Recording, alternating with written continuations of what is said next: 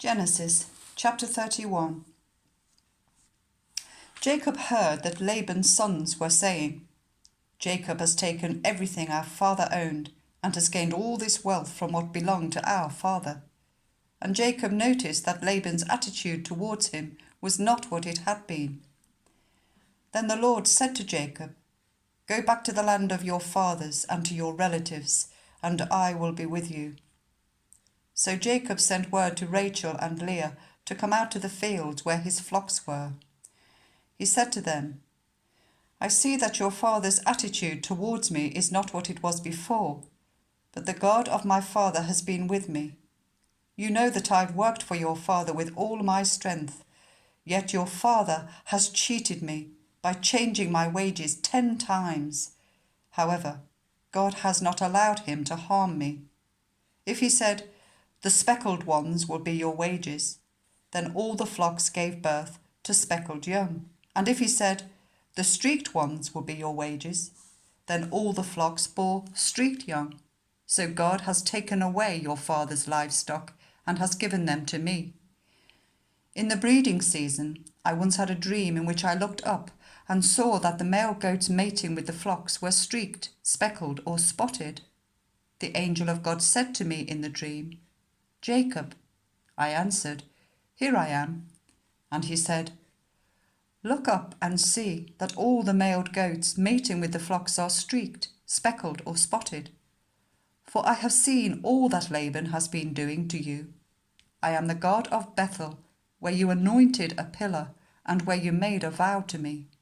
Now leave this land at once and go back to your native land.' Then Rachel and Leah replied, 'Do we still have any share in the inheritance of our father's estate? Does he not regard us as foreigners? Not only has he sold us, but he has used up what was paid for us. Surely all the wealth that God took away from our father belongs to us and our children. So do whatever God has told you.' Then Jacob put his children and his wives on camels, and he drove all his livestock ahead of him, along with all the goods he had accumulated in Paddan Aram, to go to his father Isaac in the land of Canaan. When Laban had gone to shear his sheep, Rachel stole her father's household gods. Moreover, Jacob deceived Laban the Aramean by not telling him he was running away. So he fled with all he had, crossed the river Euphrates, and headed for the hill country of Gilead. On the third day, Laban was told that Jacob had fled. Taking his relatives with him, he pursued Jacob for 7 days and caught up with him in the hill country of Gilead. Then God came to Laban the Aramean in a dream at night and said to him, 'Be careful not to say anything to Jacob, either good or bad.' Jacob had pitched his tent in the hill country of Gilead when Laban overtook him, and Laban and his relatives camped there too. Then Laban said to Jacob, 'What have you done? You've deceived me, and you've carried off my daughters like captives in a war. Why did you run off secretly and deceive me? Why didn't you tell me, so that I could send you away with joy and singing to the music of tambourines and harps? You didn't even let me kiss my grandchildren and my daughters goodbye. You have done a foolish thing. I have the power to harm you. But last night the God of your father said to me, "Be careful not to say anything to Jacob, either good or bad." Now you have gone off because you long to return to your father's household. But why did you steal my gods?' Jacob answered, 'I was afraid, because I thought you would take your daughters away from me by force. But if you find anyone who has your gods, that person shall not live.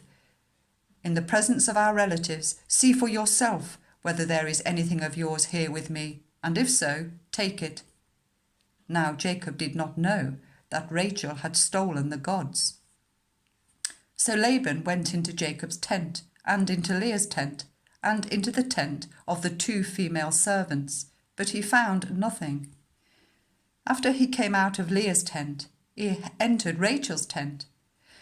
Now Rachel had taken the household gods and put them inside her camel's saddle and was sitting on them. Laban searched through everything in the tent, but found nothing.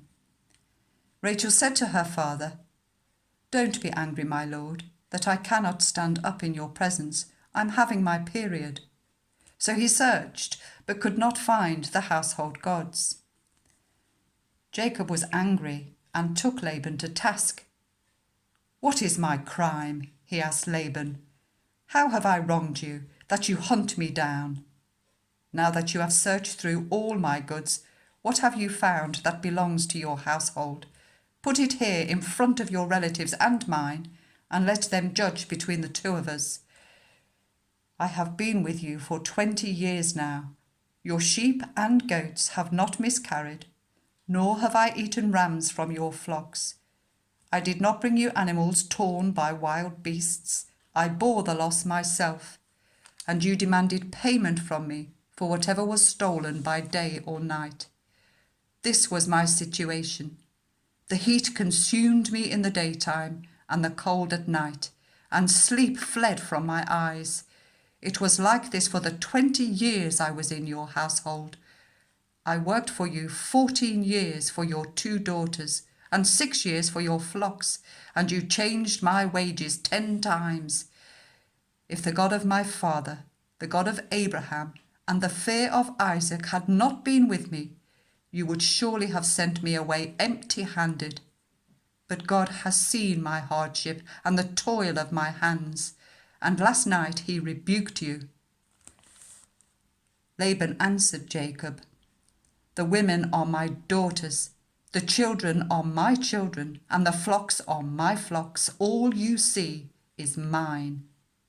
Yet what can I do today about those daughters of mine, or about the children they have borne? Come now, let's make a covenant, you and I, and let it serve as a witness between us." So Jacob took a stone and set it up as a pillar. He said to his relatives, "Gather some stones." So they took stones and piled them in a heap, and they ate there by the heap. Laban called it Jegar Sahadutha, and Jacob called it Galeed. Laban said, "This heap is a witness between you and me today." That is why it was called Galeed. It was also called Mizpah, because he said, "May the Lord keep watch between you and me when we are away from each other. If you ill-treat my daughters, or if you take any wives besides my daughters, even though no one is with us, remember that God is a witness between you and me." Laban also said to Jacob, "Here is this heap, and here is this pillar I have set up between you and me.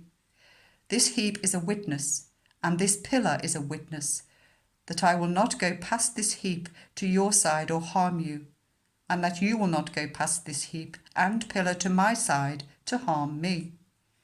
May the God of Abraham and the God of Nahor, the God of their father, judge between us." So Jacob took an oath in the name of the fear of his father Isaac. He offered a sacrifice there in the hill country and invited his relatives to a meal. After they had eaten, they spent the night there.